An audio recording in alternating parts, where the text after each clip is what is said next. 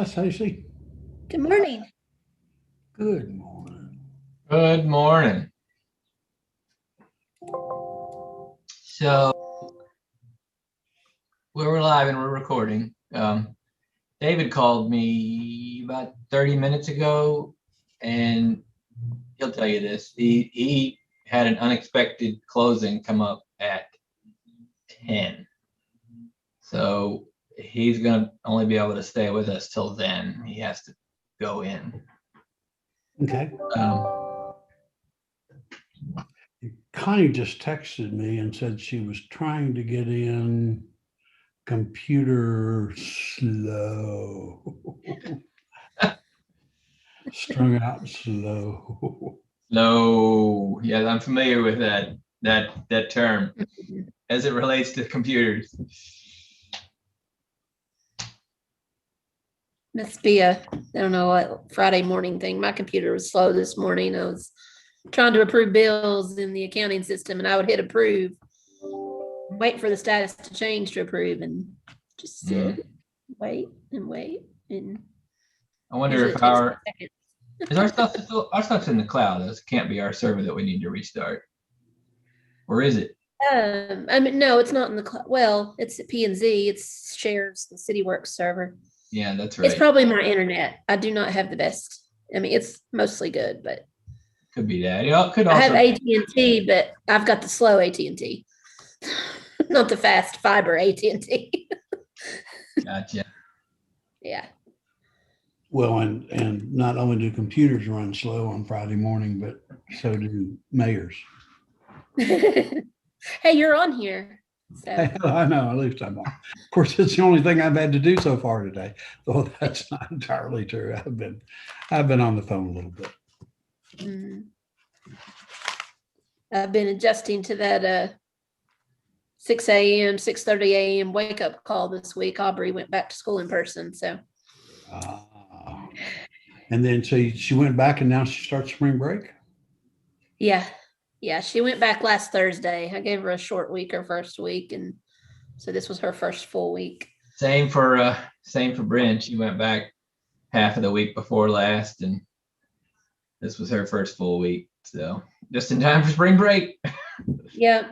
Well, Aubrey was tired yesterday. Zero continuity for folks who like some stability to their schedule. Yeah.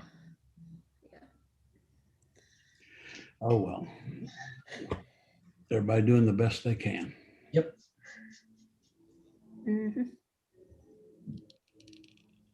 Stacy, the new county fire chief, if you even knew the county was looking for a fire chief, I'd heard, is John Ward. Oh, wow. Well, good for him. Yeah.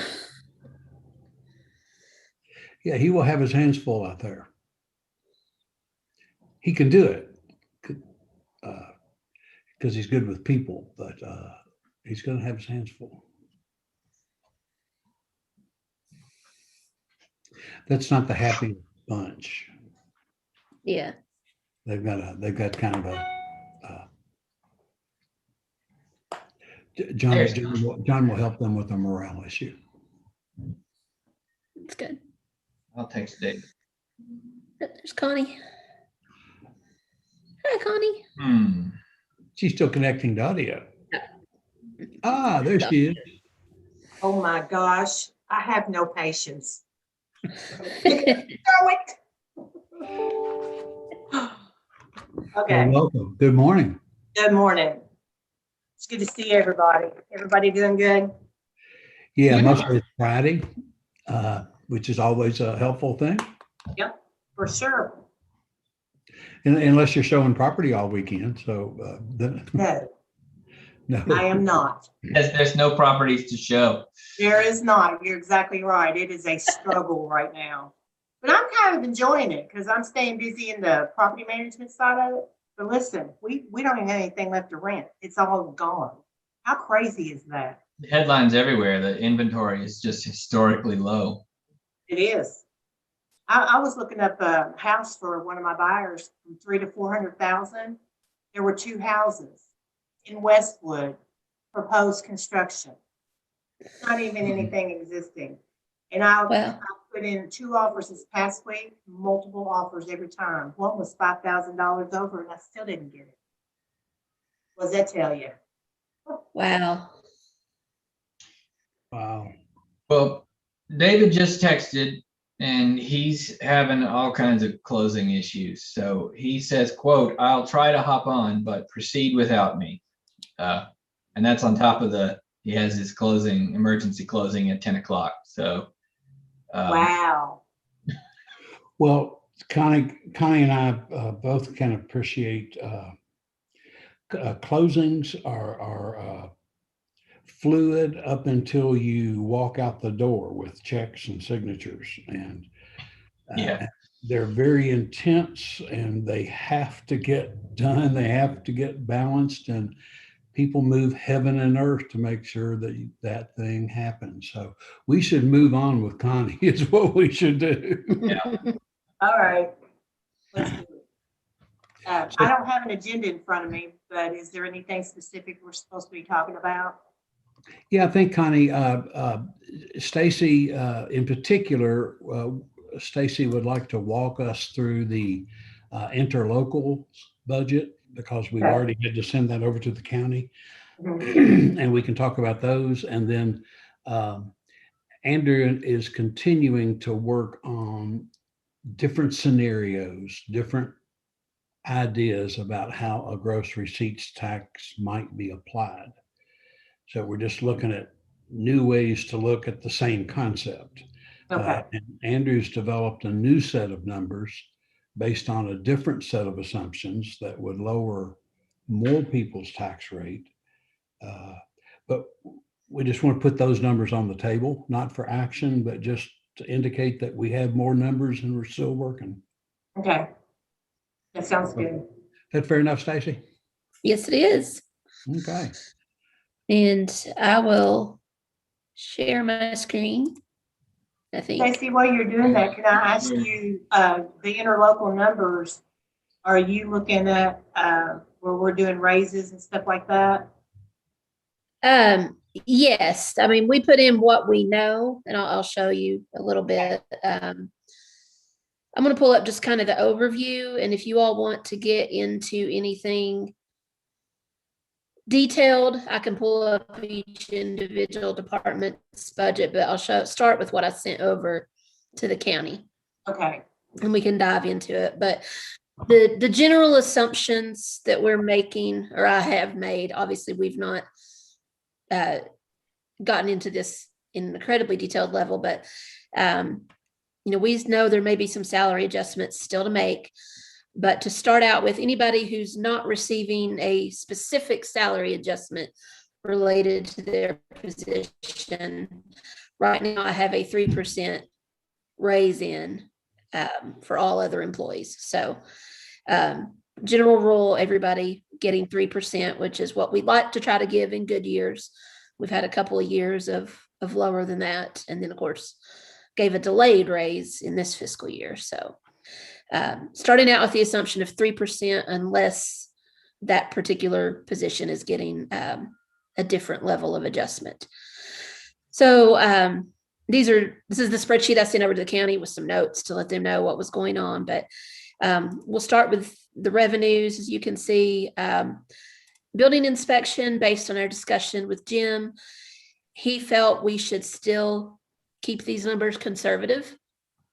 Okay. In the past, in good years, we've been budgeting more like 400,000, but he said he has seen decreases in the permits. He mentioned to us that throughout the pandemic, there were a lot of small projects, a lot of people building decks, putting in pools, finishing a basement, but still not as many construction projects as there had been. So he felt we should still be a little conservative on that revenue stream. Dispatch, this is the CMRS. I'll pull up the dispatch spreadsheet in a minute, but this was just the county. The county gets half of the CMRS state board revenue that comes in quarterly. Code enforcement, again, these are estimates based on what we think will be paid back, as we do abatements and bill people. Some of those get paid, some of them go on to be a lien on the property.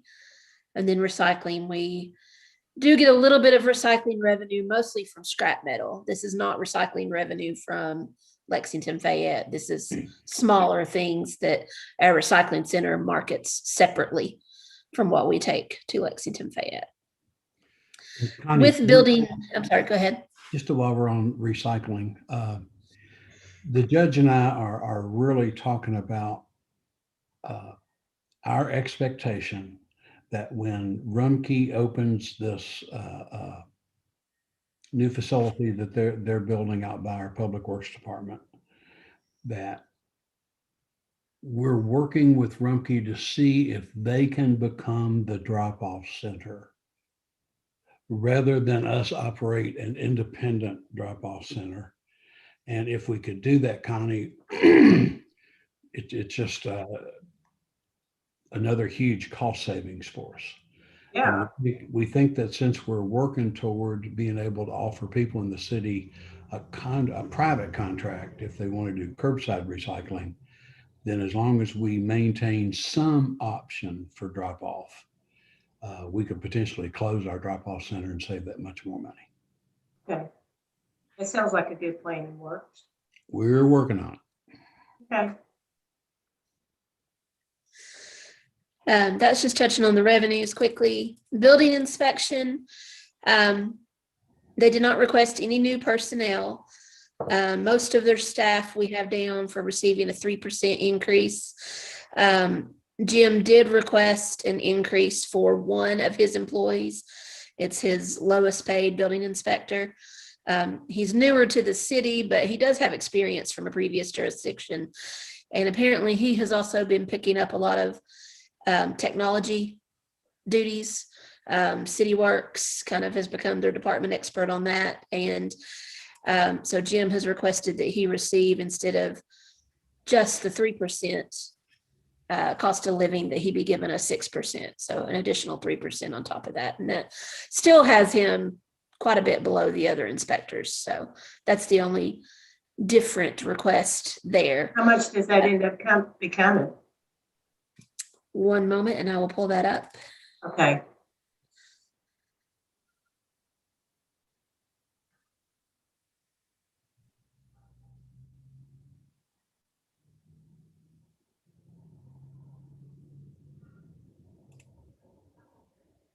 Sorry, we've all got the slow computer. I'm telling you. It's only no, now it went too fast. It's about a $2,800 raise. Oh, okay. Only, So- but I'm sure he'll appreciate it. Okay. Yes, and All that right. still leaves him 10,000 less than the next Really? highest paid building inspector. Now, like I said, he's Let's not love been with the these city as jobs. long. He's been with the city about 4 years, but Okay. he obviously Alright. the other building inspectors have been here a long time. But it's I about guess a $2,800 raise. So That's reasonable, not you think, huge. Mayor? Yeah. Okay. For some of these special circumstances that really do warrant either taking a look at it or running the risk of losing the employee, Yeah, we ought to at least consider whether they're worth keeping. it's good. And then Jim has 3 vehicles. He has, I think, 2 2013 model year vehicles and 1 2015. So he's requesting replacements for all 3 of those through the lease program. But of course, we can discuss if we want to do all 3 or just the 2 2013s. But as of right now, I've got that full amount in there for all 3 of those. Is that going to be an additional cost for them because their vehicles are paid for, right? Correct. That will be Okay. additional. All right. And this will be the lease amount for the year under our enterprise fleet management lease. Yes. What we've also done, Connie, is Stacy and Andrew, when they've met with department heads, have encouraged them to do what we typically did in the past, and that is advocate for your department. Tell us what you need. Tell us, even if you're not going to get it, don't be afraid to ask for what you need. This last year, we told them just don't ask for anything. Right. But now we think it's time to start a regular conversation with them. So Right. you'll probably see some ask in here that we'll have to talk about. And Stacy and I may kind of wean them down a little bit before we bring a recommendation to you. Okay. Yes, and that's what I always tell the county when I send this spreadsheet over to them is this includes all the requests. This is the high end of what they should expect. And line 16, that's for 125 West Clinton. We share that building with code, building, and electrical. So the county pays for half of the building maintenance, insurance, utilities, etc. Dispatch. So they did request a lot of personnel, but if you remember when we did the 911 fee, it was with the intention that in the second year we would bring on additional personnel. So when I had ran those numbers for, I think I went out for 15 years, I did have them adding the assistant coordinator and 4 full-time dispatchers in fiscal year 2022. So that has this in there. The other thing he has requested is he had a lot of vacancies throughout this year. He still has several vacancies, I believe. Really? And I do know Megan was about to hire some new dispatchers, so I'm not sure how many that went down to, but at the time Megan generated the personnel sheet, there were 4 vacancies. I think she is possibly getting ready to fill some of those, but don't quote me on that. But because he had so many vacancies, he had a little extra room in his salary budget, and he had asked to hire a couple of part-time dispatchers to help fill those gaps. We told him, obviously, as we've told the police department with their part-time staff as well, you can use your vacancy rate to fund those positions, but when it comes time for the new budget year, if you want to keep them, you'll have to request them as separate positions. So he is requesting to keep those 2 part-time dispatchers he's hired. And I do have his memo that I can share with you all on that. I'm not sure if he put a lot in there about the personnel request. I'll have to go back and look, but the assistant coordinator and the 4 full-time dispatchers were included in our original analysis of the 911 fee. So the 2 part-time dispatchers would kind of be that additional request. Stacy, two different general thoughts about that. Number one, we know from our budget meetings with dispatch they've been asking for these 4 people for several years. Yeah. And we didn't even give them 1. Right. I think in those years when we determined we weren't going to hire any. So given their call volume, I believe it's a reasonable request. Yes. They need an assistant coordinator, and they probably need the 4 full-time dispatchers. I'm concerned though about the strategy that our departments are beginning to lean toward of using vacancy rates to eke out some part-time employees for the rest of the year, knowing it puts us in a position of at the end of that budget year, they either got to get rid of them or we have to increase their budget. So it's a backdoor way for them to get an increase in their budget that doesn't cost anything at the moment. And we say, oh, okay, well, sure. But it absolutely creates an increase for the coming year's budget. Yes. Police did it. Robert was so good at it. I told him to quit. He was getting on my nerves with it. He was doing that with such a fine pointed pencil, and how much can we add? And I just think it's a danger for us. If we're going to add personnel, we ought to do it straight up and not, that's kind of a backdoor personnel addition. I can't help but wonder if in this case, he wants those part-time folks to be permanent. Is that the impression that you got, Stacy? Yeah, and that's what the mayor is talking about is they have used excess amounts in their salary budget to hire them to cover vacancies, but then they say, well, can we just please keep them forever? Well, let me ask you this, Stacy. The part-timers, do they get the benefits and everything? No. Okay, they're just straight hourly part-time, that's it. I mean, we have to pay workers' comp, but that's about it. Right. In Brian's case, I'm definitely not arguing with what you're saying, Mayor, because that's exactly what's happening. But in Brian's case, what he is experiencing is those two part-time folks. He's arguing that the fact that they are part-time is what makes it work for them, because one, if not both of them, are actually full-time dispatchers elsewhere. And he's only able to hire them on a part-time basis.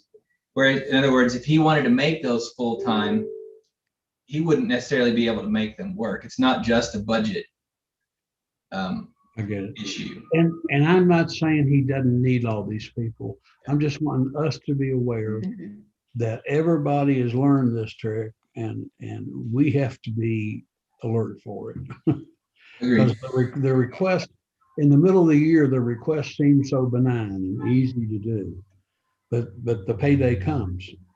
Mhm. And I do want to, that was one thing I don't think I brought it up in the meeting with Brian, but that's something I'll have to check with Megan on, is if we do hire employees that are part-time, but they are employed at another CERS agency, we do have to pay retirement. Oh. Okay. So we have had that happen on a previous council member before. We had a council member who was employed by a CERS agency, and we had to pay retirement on that council member. So we do need to watch Good point. that.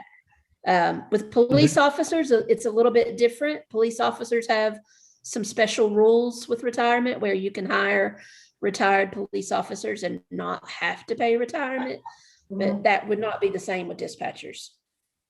That's right. Okay. Stacy, the salaries stack for retirement purposes, don't they? Mhm. I mean, and it really helps those people high five, because they're stacking their full-time salary plus this part-time salary. That's right. I can see why they like it, but boy, if that takes away a huge cost savings for us that we Yes. typically expect a part-time person to give us. Yes. But I can also see where he ain't gonna find qualified part-time dispatchers unless they're working. That's exactly right.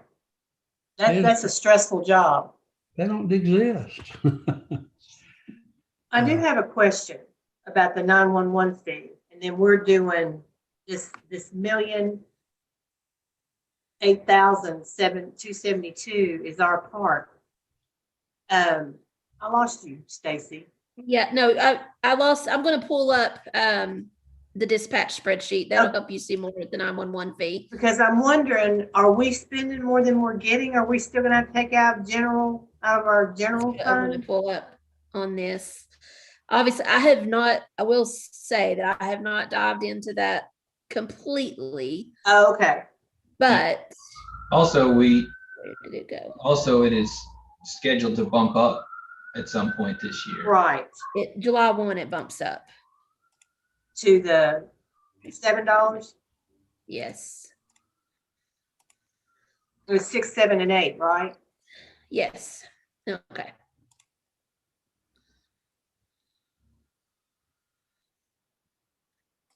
All right. Don't you love So computers?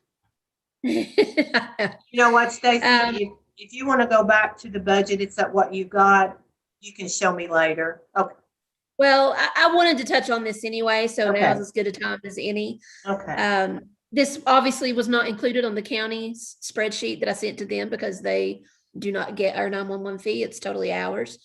So I'm going to scroll to the bottom, and you'll see right now, with everything that's been requested, the total dispatch expenses are $2,350,000. So if we divide that by 2, our portion would be $1,175,000.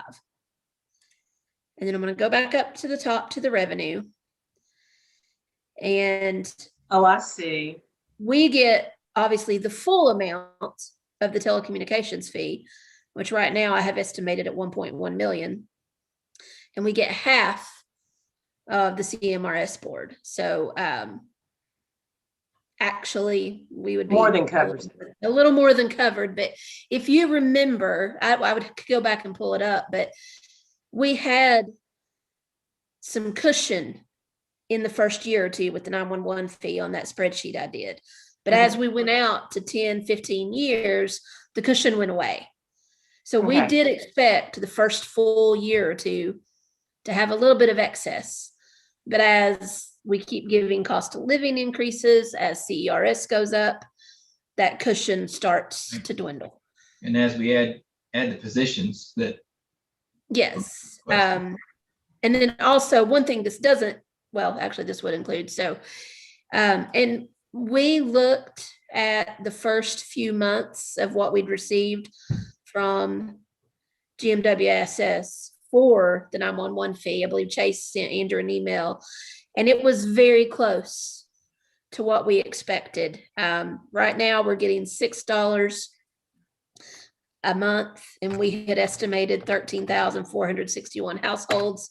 Right. That's about $80,000 a month. And we've been collecting right at 79,000. So we've been pretty on target with what we thought we were going to get with what we're actually bringing in.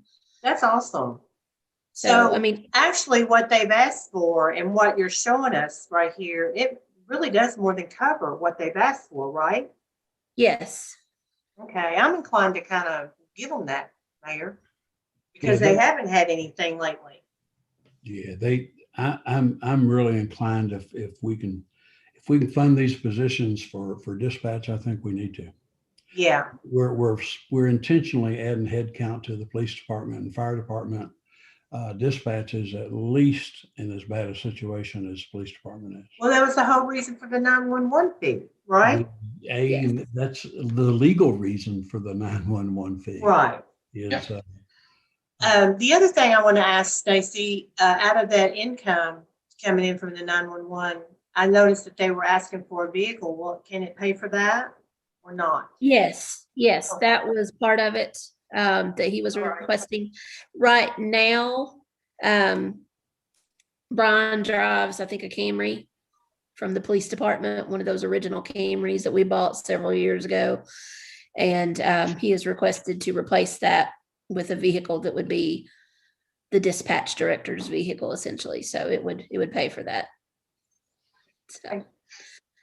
And then the only other capital request they had was a computer backup program, which he and Andrew They talked should about. have. that's critical. That I'm has all got to about- happen. I'm all about it. I'm all about the technology, even though it makes me angry sometimes. Yeah. Okay. Yeah, this would back up all of our dispatch records. So Okay. got to have that yesterday. we've asked dispatch to operate so lean for so long. They've done a great job, Mayor, but it's time to step up. I'm embarrassed to tell them no anymore. They need the help, and Right. Well, we're not going to tell them no this time. good. It's good. Okay. Okay. If there's Do no we other have to questions, use that money for dispatch? yes, it's a dedicated revenue that's what we source. did. It has its own fund. So yes. Okay. Code enforcement, they didn't have a lot of new requests. I'll go over the request real quick and then we'll talk a little bit about the big thing we added, which helps us. They did request a little bit of an increase in salary for the two code enforcement officers. They have requested that in addition to the 3%, they each be given an additional $1,000. So one of them, they would both receive about $2,300. So who are our two code enforcement? Sam Waite and Tammy Vinegar Ford. Sam Wade was a firefighter one time, right? He retired? Yeah. And his Okay. wife, didn't Missy work? at the- Georgetown, you Missy, Gregory Wade. Yes. I know her. She works Okay. for Warner, yeah. So how do you feel about that, Mayor? I'm going to get with Stacy and look at some comparative salaries. I've developed a real appreciation, Connie, for for how hard Sam and Tammy work, Oh, and how much they put up with. and they're very nice about it. You know what I'm saying? I'm willing to consider this one. I just like to look at some Yeah. comparisons to make sure that we can defend it. Okay. And of course, they're looking at it also from the perspective, I guess, where code enforcement is kind of under the fire department now, and the fire department has gotten such large raises. They also wanted to, I guess they consider them part of their department, and they know they can't get the same raise as a firefighter has gotten or possibly will get, but just the additional 1,000. So. And I see they're asking for a. They have. Yes, we actually approved that in the budget amendment we just did, hoping that we would be able to find something on the lot and get it faster, but Enterprise is having trouble finding the type of vehicle they want on the lot. It will most likely have to be ordered, so it's most likely going to end up in next budget year. So it was approved in this amendment, but they're probably not going to get it before July 1. So Just crazy out there right now. Yeah. We approved it early, trying to get under the wire, but I don't think we made it under the wire. I remember that. Yeah. Okay. And Okay. so with that, the vehicle, there's been a lot of talk, obviously, with Tim being promoted and his position title changing to Assistant Chief of Prevention, but he is still acting, obviously, as the Code Enforcement Supervisor or Director. So Eric and Tim proposed that 40 to 50% of Tim's salary and benefits and vehicle be charged to code enforcement. They said 40 to 50. I landed on 45, just in the middle. So I went with what they proposed. And then after that, the city, the county, Sadieville, and Stamping Ground would each contribute their part of that 45%. That seems fair. Yeah, 45% charge to code, and then the city county split that 45, and then Sadieville and Stamping Ground contribute 5% each. That's the big change there. Yeah. So in rough math, Connie, about roughly a quarter of Tim's salary will be paid from other sources. Yes, and I've actually got that number here somewhere.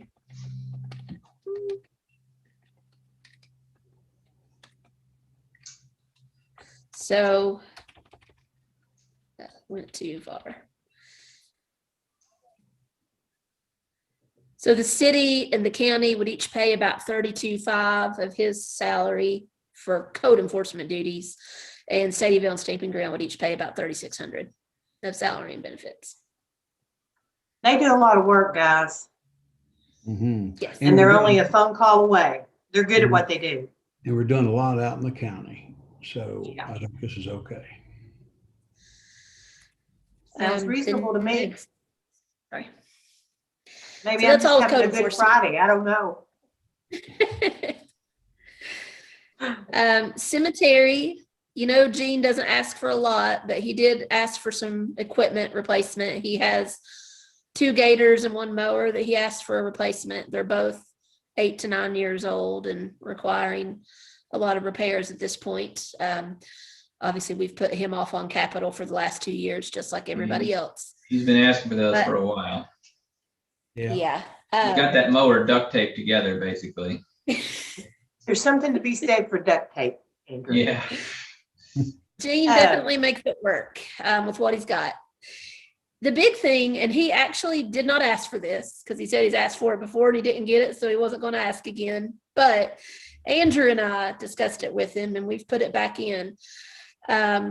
We have added 2 positions to cemetery. We had a lengthy discussion that cemetery used to have 5 positions. So I guess in that timeline of 12, 13 years ago, they got cut down to 2. It's Gene and Jonah. They're the only ones out there. We've had an employee off on medical leave. So right now, Gene is in the position where he cannot, if he has to take off a day, the cemetery is unattended. He is the uses cemetery temp- right now. Yeah, he uses temp help from Hamilton Riker, but they're not allowed to work if they're not supervised by a city employee. So he can't take a vacation right now. He can't do anything. Beyond that, obviously that's hopefully a temporary situation, but beyond that, he needs to look towards who could follow in his footsteps one day. So we have added an equipment operator position in hopes that that can be someone he can hire, that he could train, that could learn what he does in addition to just obviously performing the duties that the equipment operators do. And then a maintenance worker, which obviously is a lower paid position to help with the mowing and the landscaping. He currently uses 2 full-time temps year round. And basically we've discussed it with him, and we would basically convert those 2 full-time workers from the temporary agency to city employees. So yes, we're going to add retirement and we're going to add health benefits, but we just want it, then if they're city employees, then Gene can take vacation and leave them unattended to do some of those things. And then he would still hire a little bit of seasonal help to help in the summer when he's got extra landscaping and mowing, but year round, he wouldn't have to have the temp help like he does now. So, and we did decrease, as you can see, professional services by almost $70,000 because converting those employees from temp help to. So you're saying the 328, 222, our portion? That's total personnel. Our portion of the cemetery would be 132,000. Okay. So we take, cemetery is a little different. Yeah. We don't give the county half the revenue up front. We kind of come down and calculate at the end of the year who owes what. So we take the revenue minus the expenses and we split the difference with the county. Okay. So And these additional personnel are also anticipating, Connie, we're going to end up with Maple Grove Cemetery. Okay. The cemetery out by Wendy's. Right. That needs repair, needs a lot of information, but right now the family, the heirs to Mr. Bill Peters, are just racking up all kinds of code violations, and they say they're ready to deed it over to us, but we've tried to light a fire under their attorney to get that moving. But I do see us, the council, having a responsibility to Gene thinks we can do it, but we're going to have 2 to take care of, and 1 is going to need some attention right away. Okay. Okay. And cemetery is a good time to point out, as we talked about some of those positions that we have talked about adjusting starting pay. It was mentioned during the revised presentation that Andrew did that for public works employees, that we had talked about revising starting pay for drivers and equipment operators and maintenance workers. Right. That trickles down to other departments because we have equipment operators in other departments and we have maintenance workers in other departments. So for the cemetery, if we have 2 equipment operators and a maintenance worker, those positions would be affected. And right now, I think maintenance workers start at $11.98 an hour. And we would be raising them to $15 an hour starting pay. So that's a $3.02 an hour raise.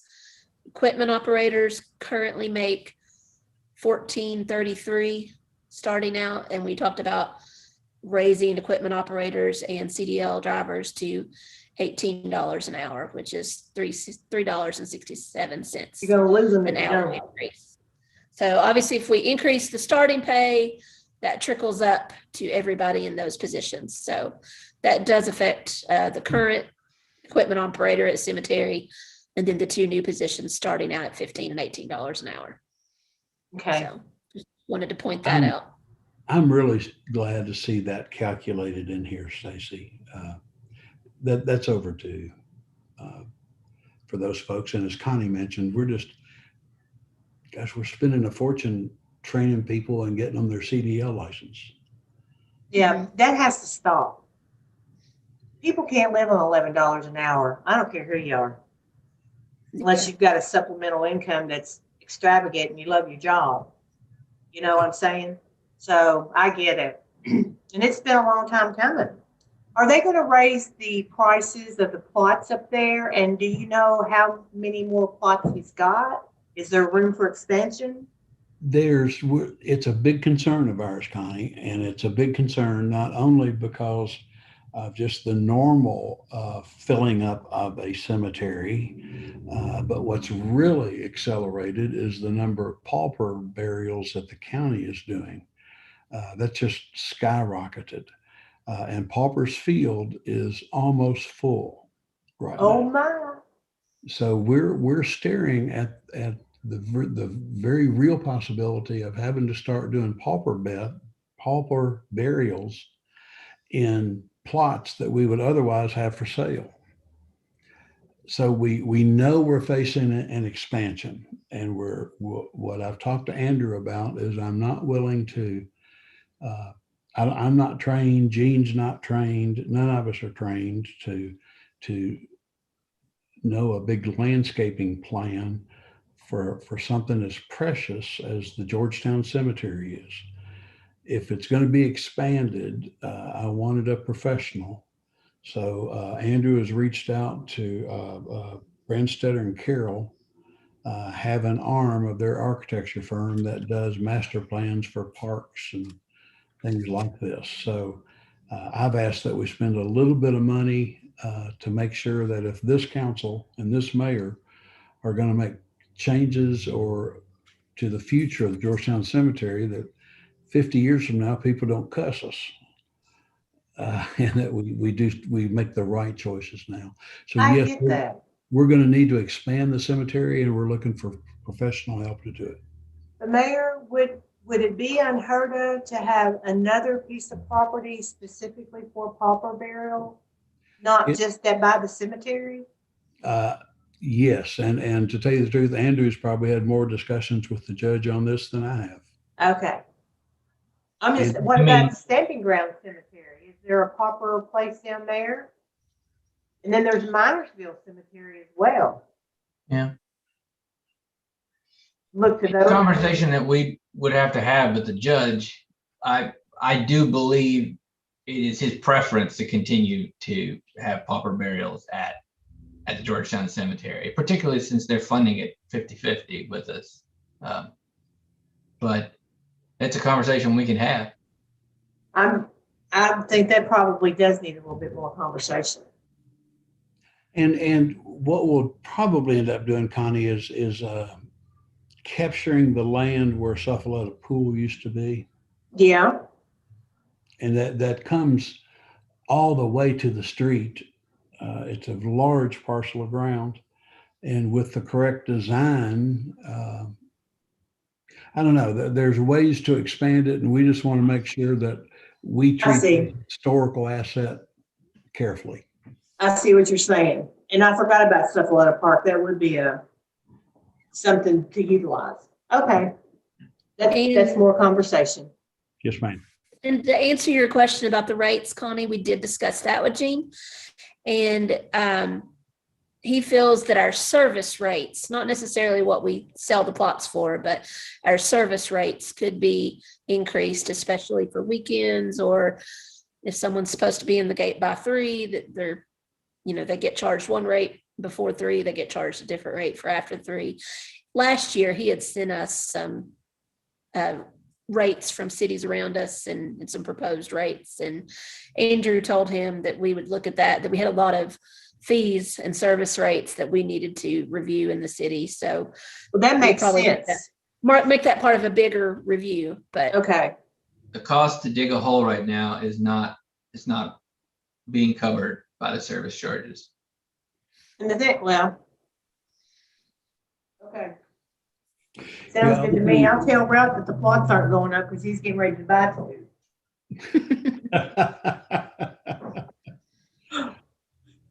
yes, Just he figuring out where he's didn't say going anything with about those, just the Okay. cost it takes for the services.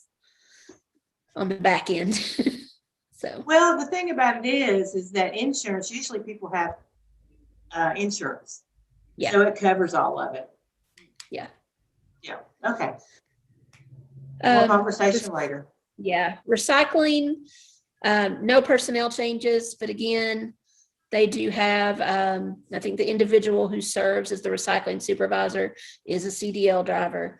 And then we do have a couple of maintenance worker levels over there. So they're seeing those adjustments, the same adjustments you're seeing in other departments.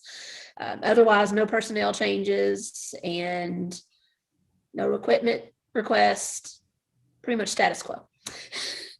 Okay. Andrew, Stacy, if we work out something with Rumpke and we eliminate the drop-off station, do we just reabsorb those employees into Public Works? We should. I mean, I don't see us getting rid of the whole expense, including the employees, because Robert needs them. We reallocate them to beautification efforts. Okay. I mean, that's one of the. Yeah, and I mean, there's also possibility in the future if we get a stormwater utility fee of having a stormwater crew. So there should be opportunities and places to reallocate those employees. Which we do need to do. That needs to stay on our radar, Mayor. Okay. I agree, Connie. I thought I'd better at least put Yeah. that on the table. We're going to get rid of the activity, but I think we don't get rid of the people. No. No, and there may be one employee who may not be able to drive and do some other things, but there's probably some office work that could always be done. They keep asking for a receptionist, which he You hasn't know mentioned them. yet. Yeah, So, exactly. yeah, even if our part-time employee can't do some of those other things, I'm sure there's some office level work that could be done. Okay. So that's our interlocal budgets that we share at the county. I don't know if there's any other questions on that, but No, but down there, you did have some stormwater. Is that just capital projects that the county's paying for the fees that we were keeping? no, those were notes for the county. I've got to look over that with Eddie, but as you know, we offered to manage their stormwater permit. Right. So I need to get with Okay. Eddie on exactly how we bill the county for that and Okay. if we've paid any strand invoices on behalf of the county, but it's an estimate of what our services cost just for managing the administrative side of the permit. Okay. And then a few other things such as, well, they have a couple departments that use our net gain services like electrical inspection, or they have a couple departments that contribute to city works. So it was just notes for them on how Okay. much that costs per year. All righty then. So, Connie, we provided this document to the judge and the county finance director for their use, and it's helpful for us to understand. I'm really looking forward to getting the same information from them about the interlocals that they administer. Right. I know, for example, that the judge had told me some time ago that the ambulance service wanted to replace an ambulance, and that's a $250,000 purchase. I know that the ambulance service has, each of the ambulances has this thing that they just call the box, but it's the electronic heart to the ambulance where they plug in all the monitors and the BP, and it's all monitored through this thing called the box. And I remember I was a magistrate when we first bought those things, and they were like 20 grand a piece when we bought them. And now they're old and end of service life. And I think the ambulance service is looking at replacing those. So that could be another significant piece that they can justify. Wow. But it's How many boxes are we talking, Mayor? gosh, what do we have? 7 ambulances, 8. Okay, Uh, that is significant. Okay. have they mentioned this, Stacy? Not to me yet. I don't know. Okay. It'd be interesting to get that. Yeah, we ought to see that pretty soon, because I mean, we sent them ours and they have to get theirs ready first. So Yeah. Okay, that'll be interesting there. so that's a heads up that would be a pretty high price electronics purchase. Okay, Really at end of life. All right. What's next, Stace? I don't have anything else. Obviously, I'm still working. I've asked our other departments to get me their budgets by Friday, April 2nd. So by our next finance meeting, which I think is April 9th, Yeah, we should have some information on what they've requested that we can go over with the finance committee and kind of see how you're feeling about everything.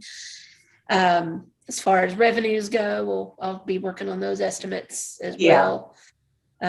Starting to work on that. Other than that, I don't know if there's any other big picture goals we have. I mean, we've kind of talked about, obviously, we know we have salary adjustments to make. Some of those are still probably in question as far as exactly how much they might be.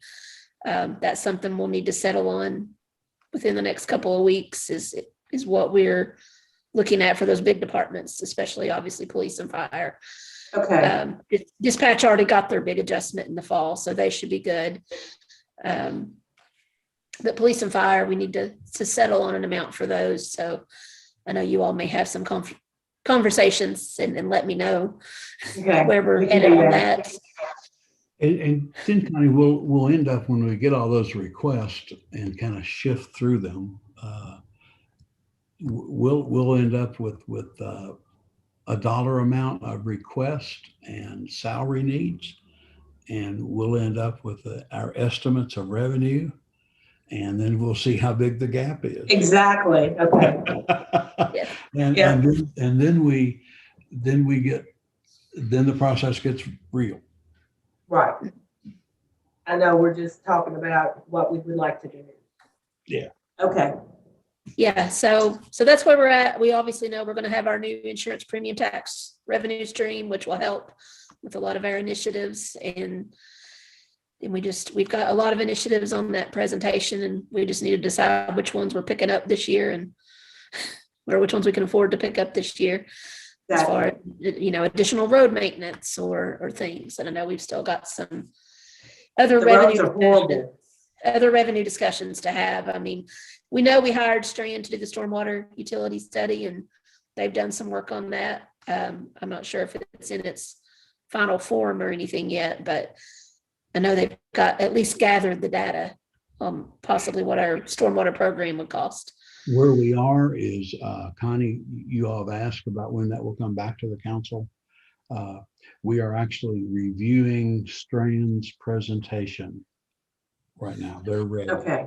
And we're reviewing their presentation. We wanted to protect the council from an hour-long presentation that got so deep down in the weeds, people's eyes roll back. Yeah. But we want them to have enough information to understand the two methodologies that are going to be presented, and then let the council pick which one of those two methodologies they want our consultant to go work on some more. Okay. So we asked for something in the middle of the road, and we're evaluating what they've sent us. It should come to the council very quickly. Okay. That. Perfect. And then the other thing we really wanted to do, Connie, is to demonstrate to you all and ourselves and anybody watching our process that we're really working on advancing our understanding of the gross receipts. So Andrew's run another set of numbers with different rates, even lower rates in most cases than what has been proposed to this point, just because we're still evaluating. And I thought I'd ask Andrew to run through what that looks like, because it'll add to our understanding of what we can do. Yeah.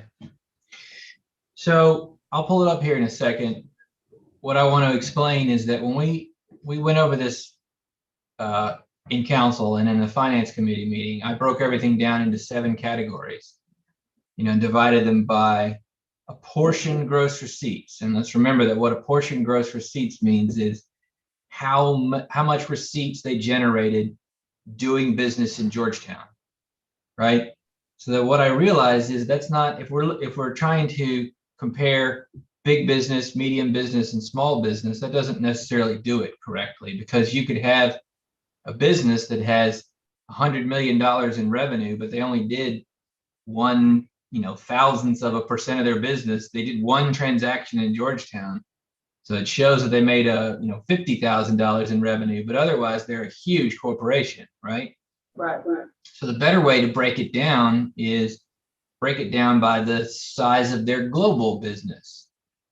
And then you break it down by those categories, and then you look at their apportioned receipts. Does that make sense? Yes. To everybody? So, and then what I did was to make things simpler, instead of breaking it down into 7 categories, broke it down into 3. Let's look at what those 3 categories are.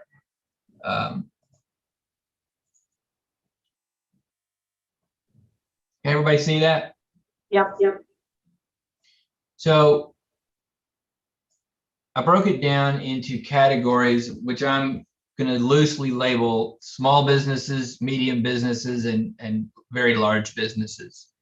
You'll see in that first column there, I'm defining small business as less than $1 million in total gross receipts. A medium-sized business, $1 million to $100 million in gross receipts, and then a large business being more than $100 million in gross receipts. Like, can we all just agree that there's no standard definition, I don't think, of what's small, medium, and large, but it's illustrative. I understand what you're saying. Okay. So the first thing you're going to see is the vast majority of businesses that generated business in Georgetown are in that small business category. The number of entities. So the only businesses that are included in this are people who generated at least $1 of revenues in Georgetown, right? There's a bunch of businesses that we have that at one point in the past may have done business, but this year, this is in 2018, they generated at least $1 of Georgetown business. So the largest percent of that is small business. Together, those small businesses generated $181 million in apportioned gross receipts. So they did $181 million of business in Georgetown, as opposed to the largest, which generated $12 billion in apportioned revenues. And you can see that those small businesses only account for 1.4% of apportioned revenues, very small percentage. And skip down to line 4 there where it says average apportionment percentage. This goes back to what I meant when I said that small businesses are local businesses. So on average, small businesses, those that make less than $1 million in receipts, 71% of their business is done in Georgetown.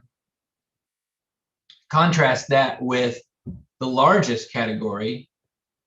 On average, only 1% of their business is done in Georgetown. So they may have receipts of $1 trillion or $500 billion, but only 1% of that is Georgetown business. So the vast majority of those large businesses aren't Georgetown corporations. They're global corporations that happen to have a presence, like a Walmart,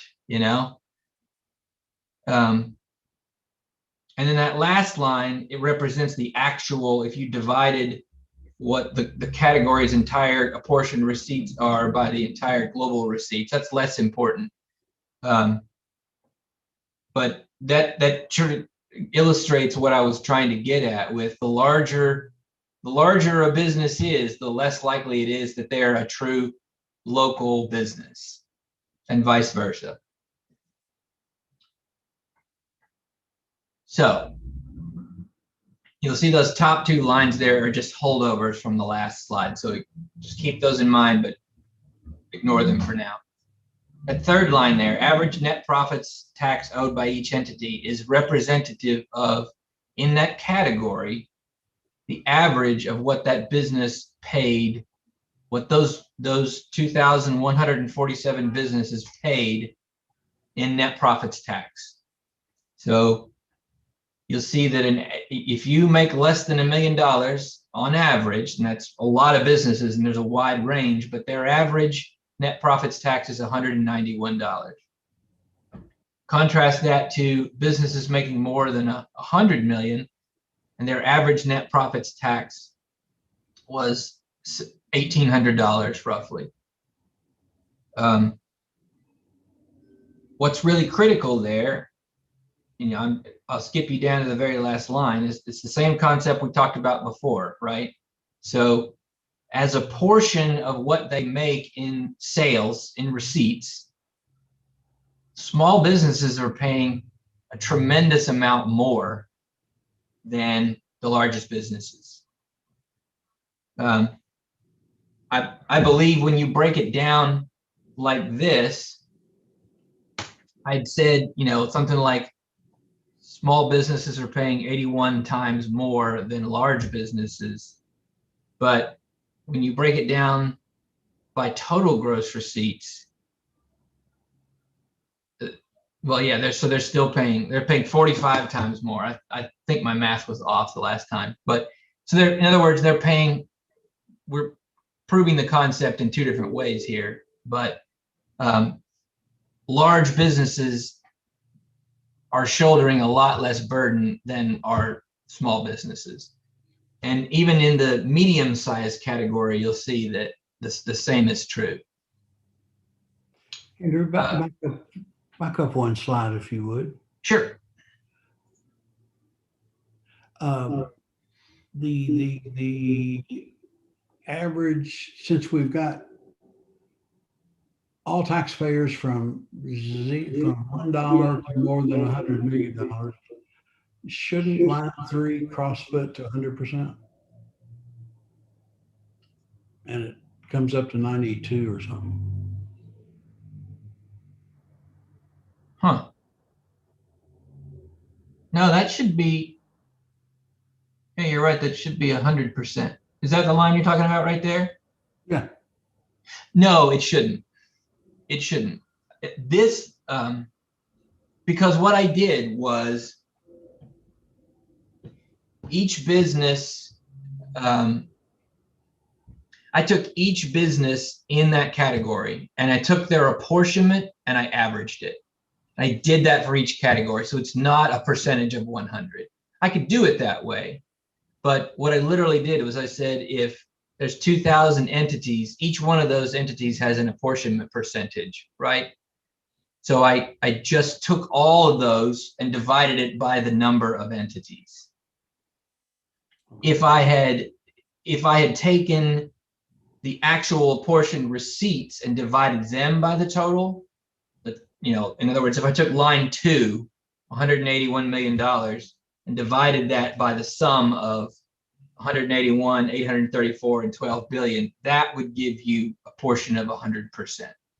But instead, I was trying to show what an average business in that category, what their apportionment was. Does that answer your question? Yeah, I think it does. And I get what we're trying to show with this, but boy, it's a confusing walk around the barn. Hopefully I can clear that up.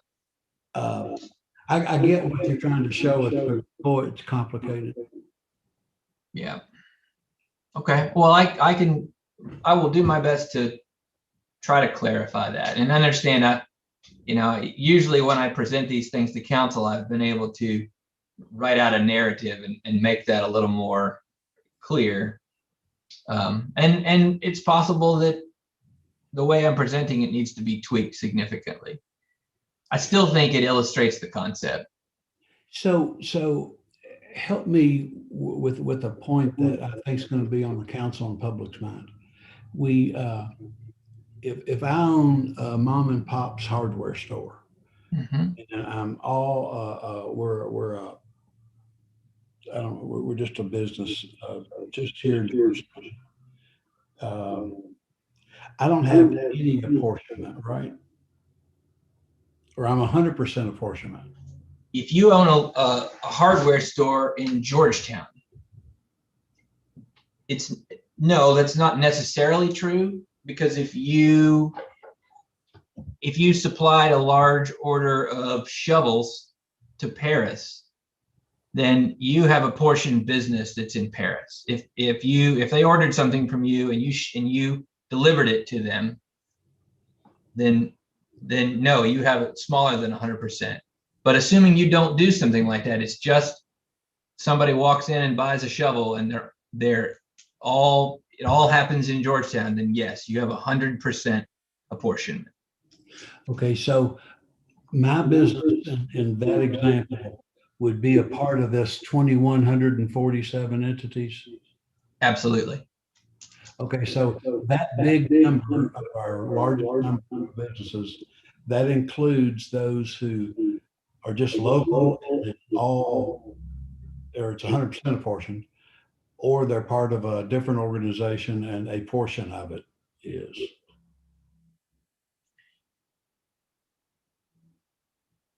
I Okay, think I'm maybe- trying to understand this too. so.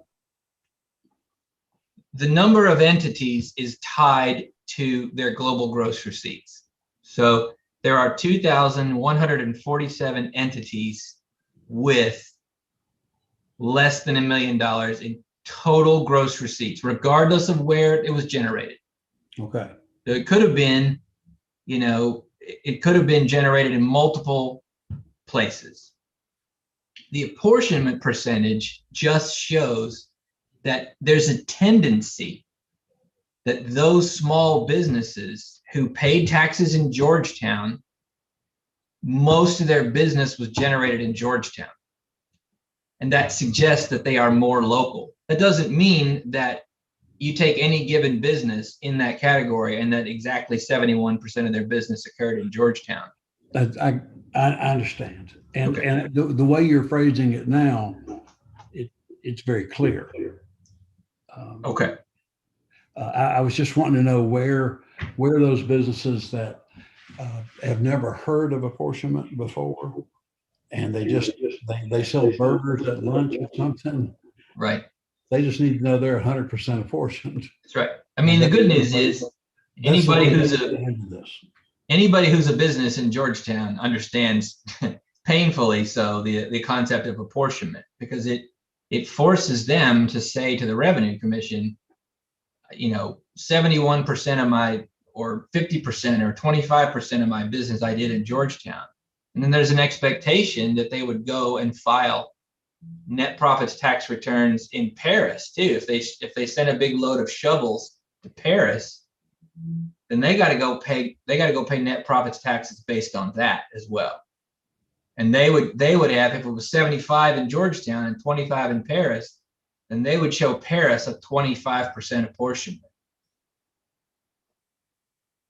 And if you're someone like a Walmart, you've got apportionment to 100,000 jurisdictions, right? I think the concept of apportionment is something that's going to be foreign to many of our council members and a lot of the public. So I think we just got to be careful about educating folks about what that means. I totally get that. And it's something I had to educate myself on, and actually had the folks at the Revenue Commission give me a better understanding of. Connie? So is my business in this 2147? I can't tell you that. And I don't know. Because you don't know? But your tax Yeah, we return, pay the Revenue Commission every year. your tax return, Connie, on your business return, Yeah, you should be able to go down just to gross receipts and calculate 0.1% okay, and get an idea of how this will affect you. I'll do that. Just- Our it's our just- accountant's got all of that right now, but I'll ask him that. One of the calls that I know Tammy got a call last week from a resident who was really upset about this whole concept. Yeah. And she had him get his tax return out for his small business. And while they were on the phone, he found that number on the tax return, did the math, and he said, wow, I come out a lot better. Why didn't somebody tell me this? So it's real easy for folks if they've got their return, and they do, just go to annual receipts and multiply it times the one number. I shall. All right. And then you can get a feel for your own business. According to Andrew's graphs in the presentation, realtors are really paying an unusually high amount of your gross receipts in net profits. So realtors, hairdressers, there's a lot of small businesses that should get big benefit from here. That's because they have low overhead. But those same people are the ones right now who are laboring under the false impression that this is bad for small business. And I'm going to demonstrate that a little bit more in general in the next few slides. That'd be good. Okay. I'm sorry, go ahead. I really That's dug all right. into that one. So let's go back to this slide and go back to line 4, total net profits tax owed for each category. This is the same concept, but compare line 2, total apportioned gross receipts, to line 4. And you'll see there's a huge discrepancy, in other words, in how much these businesses are bringing in revenues, in receipts, and what they're paying in net profits.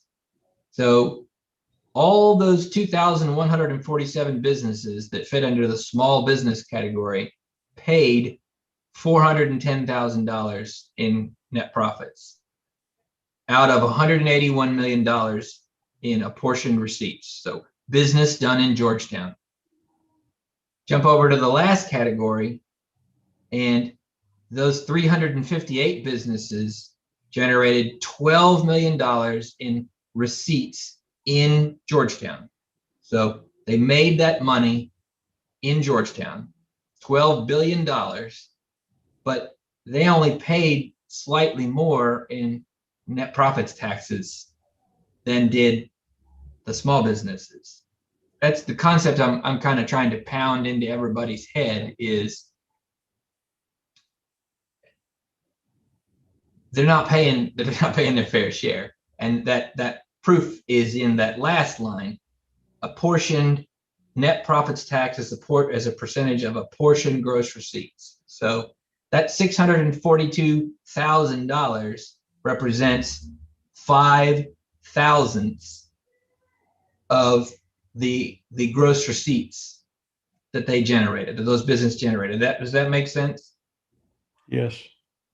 And the 410,000 represents 0.227% of the $181 million that those businesses generated.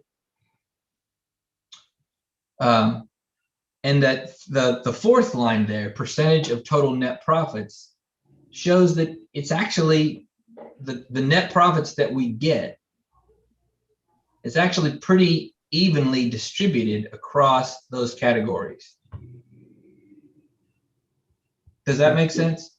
Yeah. Okay. Big picture stuff. It's big picture stuff. Now let's talk about the difference by switching to a gross receipt. So we're keeping the same categories here, same small business, medium business, large business. And the third line there, I've kept here's how much they paid on average in net profits taxes. The fourth line is, what I did was I created a tax scenario where the small businesses, $0 to $1 million, paid a half of 0.1%. So that's actually 5/10,000ths on the decimal scale, 0.00005. So half of 0.1%, 0.05%. It's difficult. The more zeros you add, the more difficult it is to say it. But this 0.1% is what we've talked about as the standard, right?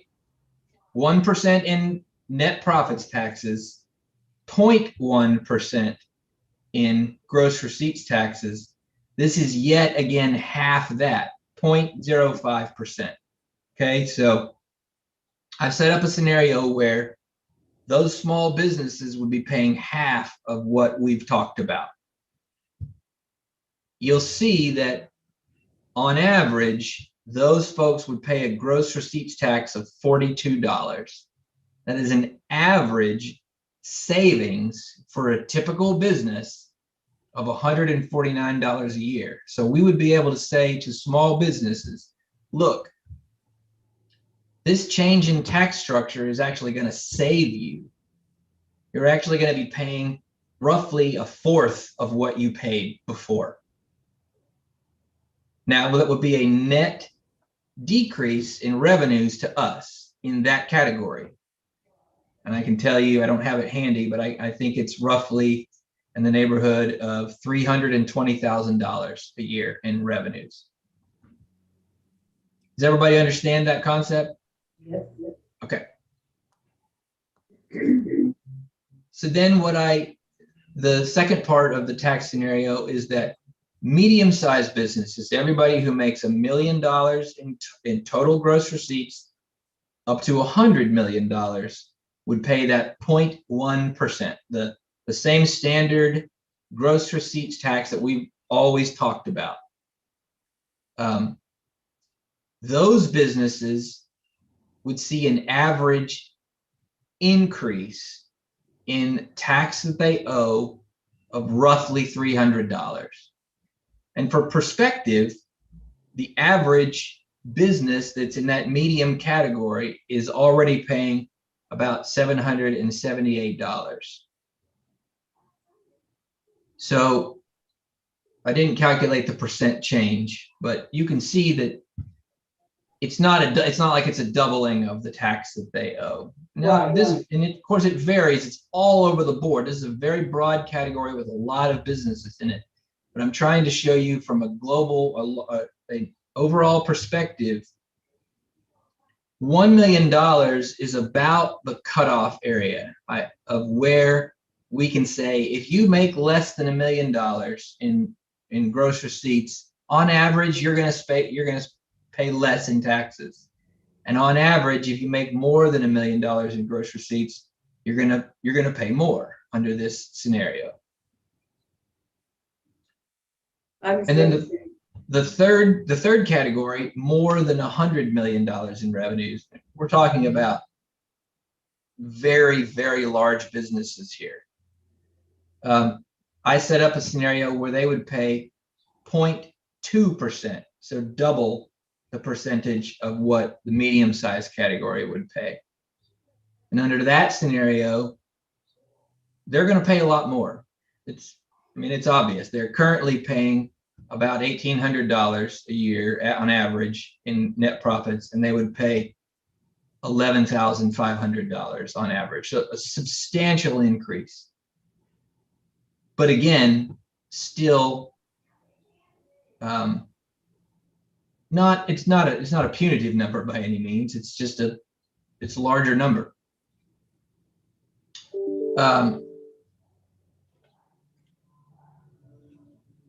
So this is just a continuation of that same analysis. Under that scenario, under that 0.5% or 0.05%, 0.1%, 0.2% structure, 59.5% of small businesses would pay less in taxes, right? So we talked in the earlier slide about the average business is going to pay about $150 less a year. And a little over half of the businesses that would apply to. Some people are going to pay more. There's a huge number of businesses that paid $0 in net profits taxes, and they would obviously all pay some. The average for those people, so I'm under less still. For those people who will pay less, they actually will pay an average less of $278. I know that might not be 100% clear, but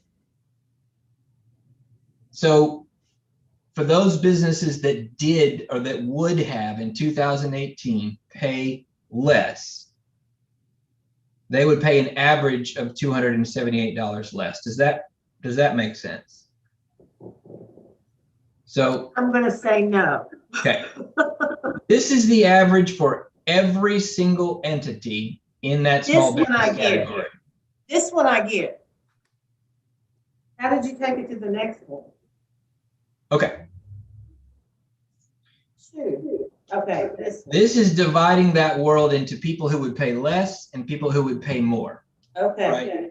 So of the people that would pay less, and that this is using actual figures, right? I literally took what they owed in net profits taxes and what they would owe in gross receipts taxes, divided them into a category, and then I say, of those people, they would pay on average $278 less in taxes.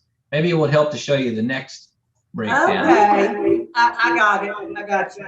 So the other half of that world is of those people who would pay more, of just those people, their average increase is $42. And to further break that down,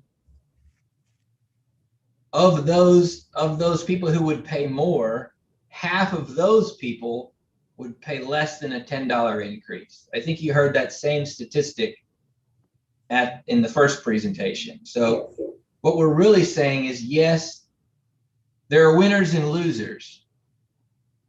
The winners really win, and the losers only lose just a little bit. Does that help to better explain the general concept?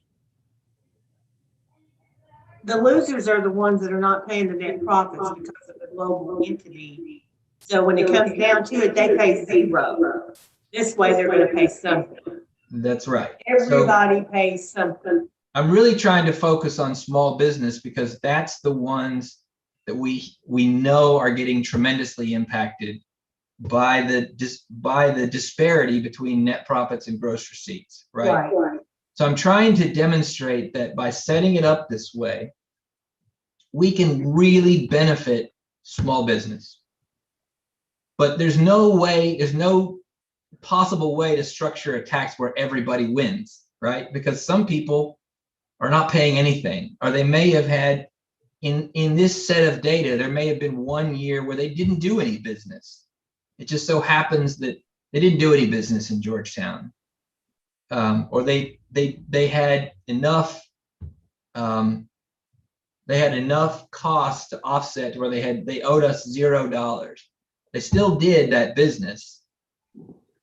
And what I'm trying to show is that now everybody's going to pay a tax under a gross receipt scenario, regardless of your expenses. You won't be able to offset under a gross receipts tax.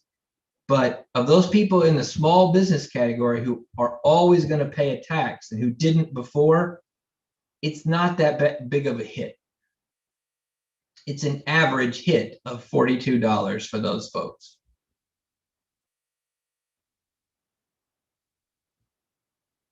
I know that this is sort of And when big. you call it gross receipt tax, what you're saying is before they do anything, they pay off of their gross. That's right. Okay, got it. Mary, you've got a look of consternation on your face. You're muted. I'm just processing through. It's obvious that we want to, I keep saying we want to do two things. We want to make this more fair, and it's not fair to small business. And we wanted to raise more revenue. Mm-hmm. So clearly, if we're going to be more fair to small business, that revenue has to come from somewhere. That's right. And it should come from those who have not been paying in the past, or we think haven't been paying Their fair share. fair share. This is the critical number for you all to understand. I'm trying to, what I want to do is not, make it like I'm hiding anything here, and would never do that. But I'm trying to give you all of the data points to help you understand. But this $149 is the critical thing for everyone to understand. we can't, there's, when there's 4,000 different entities that are going to pay a tax, everybody is a little bit different. Everybody has different numbers. But in general, when you break things down, we can say small businesses on average are going to pay less, and they're going to pay substantially less. It doesn't apply universally, and that's what the next two slides show. We can't say that every single business is going to pay less. Some are going to pay less, some are going to pay more. On average, we can say to those businesses, you're going to pay less. And we can say on average, the people who are going to pay more in the small business category, it's not going to be a substantial increase. Yeah. It's going to be a fair and small increase. Now we can apply the same concept to the other categories. And even the medium-sized businesses. So there is a small percentage, 28.7%, that's more than a quarter, of those medium-sized businesses that actually would pay less under a gross receipts tax. And on average, those folks are going to pay about $1,600 less. I And get you it. compare that. You're simply establishing that within each of the categories, we have an average, but Right. within each of those categories, there are winners and losers. That's right. And you're putting parameters on the winners and the losers in each category. You got it.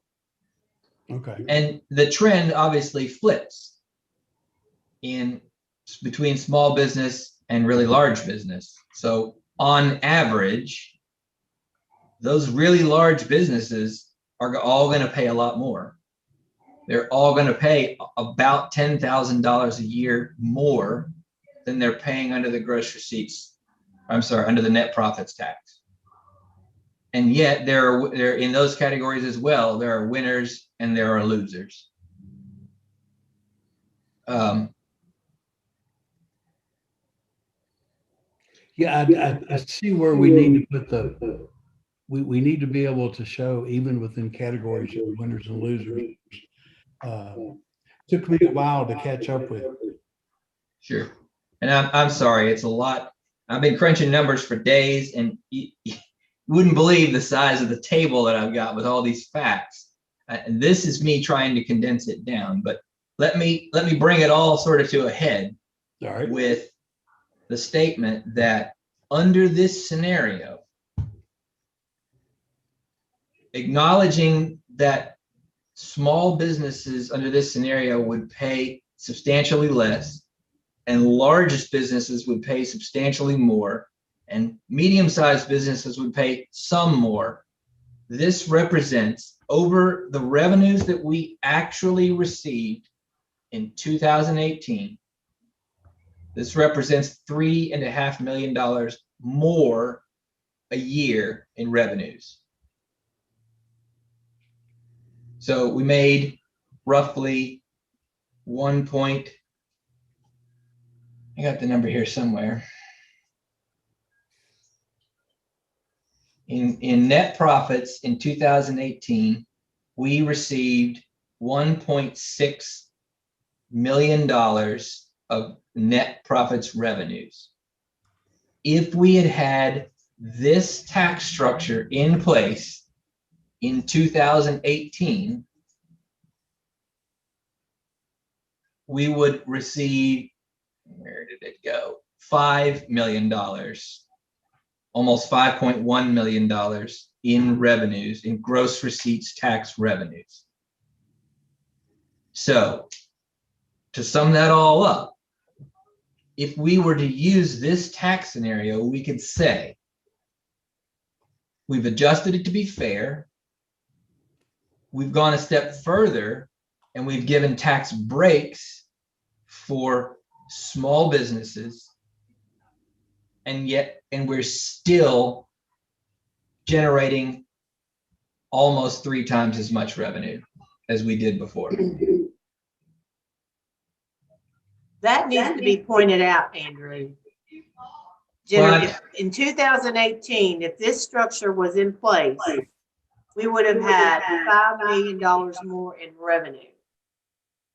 That's a lot of money. That's a lot of revenue that we've been missing. Basically, right, Mayor? Right. Well, actually, it went from 5.1 to 1.6. It'd be about 3.5 million more. 3.5 times more. Yeah, 3.5 million, Right. which would be almost three times as much. Andrew, the question that we will need to balance these numbers against, and is to evaluate that third column, the impact on the third column, if that impact might have a chilling effect on any economic development efforts or future economic expansions. Right. And I'm just saying that is something that we have to consider in this context. I left out a really critical detail.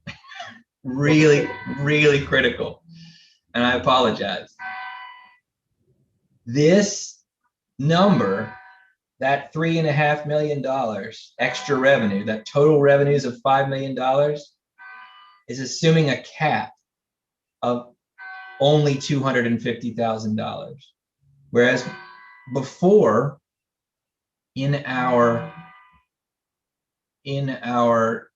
first presentation, we talked about a cap of $1 million.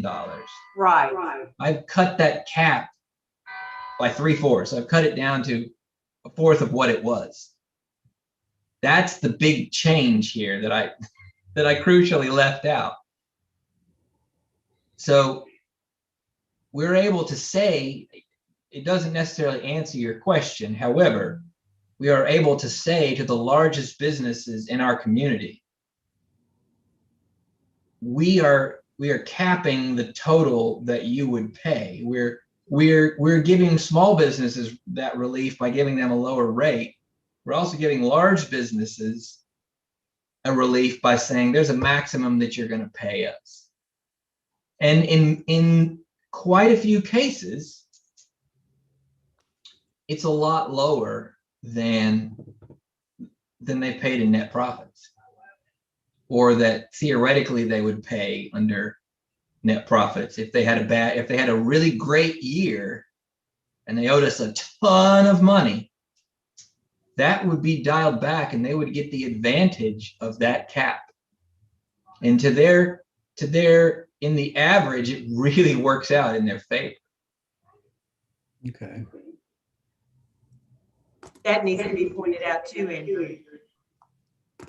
Let's, I thought that this second set of numbers, or third or fourth, or fifth, whatever iteration it is, would understand better about the possibilities. And Connie, I think it's something that warrants us really thinking about and turning over in our head and seeing where our questions might come from. Yes. Could I ask two things? Andrew, could you email me just what you showed us today and give it to David as well? And can you email Stacy what you sent over to Interlocal? Yes. Thank you. I can do To that. David and I both. Yes. Okay. Connie, the more I learn about the concept of gross receipts tax and how flexible we can make it, the more I believe this could work for Georgetown. Well, I think that last question you asked is critical about expansion and those kinds of things. But I think right now, I know there's a lot going on in some of our big, where, they can't get materials and, some of their employees are taking off without pay this week. There's a lot going on. I think it might be, it should be public because, the employees' wives and husbands are talking about it. So there is something going on that's major. And I think that makes people nervous as well. Yeah. but, we can talk about it more, Mayor, but from what I'm looking at, it does make sense. It's, I really am pleased with, how much analysis that, Andrew and Stacy have done. And, Oh my gosh, I am too, hats off to you guys. it becomes, good, as we learn. It's amazing. So, Part- Stacy, Go ahead. I was just gonna say, Stacy or Andrew, do you have other things that you need to accomplish, or have we checked off the list? I just wanted to sort of reiterate what you were saying. Now, this is one scenario, right? We showed sort of broadly in the first presentation what a bunch of different tax scenarios look like. But this is meant to demonstrate the power of the flexibility that we have with those different factors, and to show what I did was assume goals, and that is where the weakness is here. I assumed that the goals were generate more revenue, let small businesses pay less, and make the big businesses pay their fair share. I think that's what those goals are. I think that's what our goals are. Maybe there's goals that I don't know, but this is one way that gross receipts does that. It's not the only way, and maybe it's not even the best way. I happen to think it's a really good way, but that's all I'm getting at. And it is very difficult to explain the larger concepts, and I would really appreciate, I'm a numbers guy, and I know you are too, but I would really appreciate guidance on how to make this easier for people to understand now that you've seen it all, because that's 99% of our job. Well, I tell you, I'm one of those people out there sitting and listening to it. And, I've listened to it over and over and over to like understand the concept. And what you showed me today, breaking it down the way that you have in just the 3 categories, for me, because I'm not a numbers person, I'm this. So for me to see it like this, I do grasp what you're saying. There's some of it is a little bit muddy, but I'll ask that question if it is. But this has been better for me to understand, if that makes sense.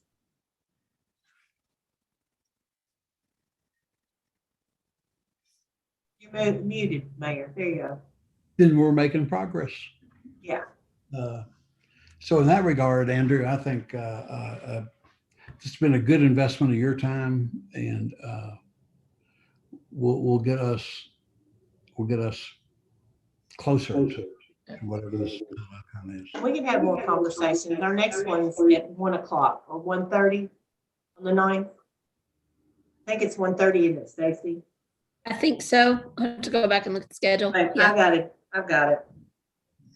I keep all that together. That 1:30.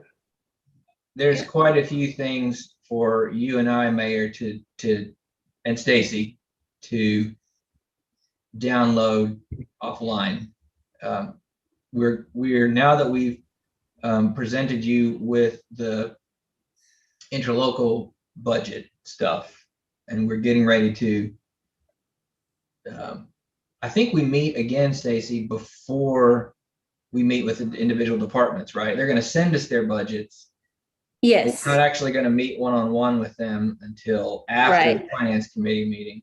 I think there's quite a few things strategically that we've got to talk about before that. So we'll set up that time to have that download with you. Good. Okay, and in the meantime, if you get from the county, their interlocal list, could you email that to David and I so we can talk about it? We'll be up on it when we if you have it before the 9th. Yes, if we get it, if the mayor or I get that, we will afford it. That'd be great. Are we pretty much wrapped up? I got 11:30 coming in from out of town. Yeah, I All think right. we are. Connie, it was decided, it was announced last night that County Fire Department's new fire chief is John Ward. What? Yeah, Wow. yeah, I think they got a good chief. But You that think? that just got announced last night, I think. Well, how come he came back? Is it going to be a part-time position or? No, he's chief. Wow. Yeah, wow. I'm just like surprised because, they did get a good chief. How did they talk him out of retirement? Well, he was retired and had his accounting degree and, was going to be an accountant and Right. maybe this pays more than a beginning accountant. I don't know. You think? Or maybe he just loves being a firefighter. Maybe. Well, you do have to love it. Yeah. So That's that my guess. was just big news. I just want to share it with you. Well, I'm glad you did. They did. You're right. They got a good chief. They got a good chief. So You know what, though? I really feel like that we're all on the upswing right now. I believe everybody's in a good place right now. Environment's good. I do know we have a lot of stormwater issues. I was thinking about it last night when it was raining like crazy yesterday. I'm like, crap. We just need a break with all of that. I know Eddie's got 2 out to bid right now. yeah. Well, Amazing. we'll learn more about stormwater fees. You and David have already seen it, but the full council needs to see that presentation and decide Got a on it. lot on our plate, Mayor. We do. Let's just take it a bite at a time, chew it up, and get it off. Right. One bite at a time. One of the way you eat elephant. All right. Okay, guys. I got somebody coming in from out of town today. Thank It you. was a great meeting, though. I really appreciate it. It's always good to talk to you guys. I kind of like Zoom. It can work. It does. Stacey, Except can when you we give me a have ring after technical this? difficulties and I'm technically challenged, then it's not so much fun. But I appreciate everything you all are doing. Yes, Thank you ma'am. very much. Stacey, will you give me a ring after this? Absolutely. All right. Mayor, I might All right. call you later on this afternoon, okay, when I get done with my peoples. I'll be available. All right. Thank